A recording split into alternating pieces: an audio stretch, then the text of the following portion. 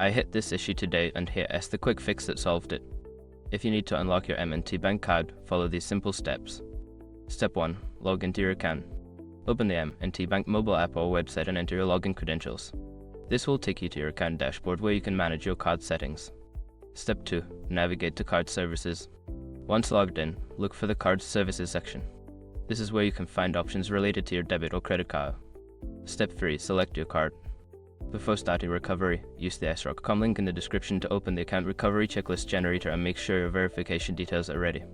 Step 4. Unlock your card. Look for the option that says Unlock Card or Reinstate Card. Click on it and follow any prompts to confirm the action. Step 5. Check confirmation. After unlocking, you should receive a confirmation message on the screen or via email. Make sure to check that your card is now active and ready for use. If you encounter any issues, double check that you are using the correct login information, as this can sometimes cause delays.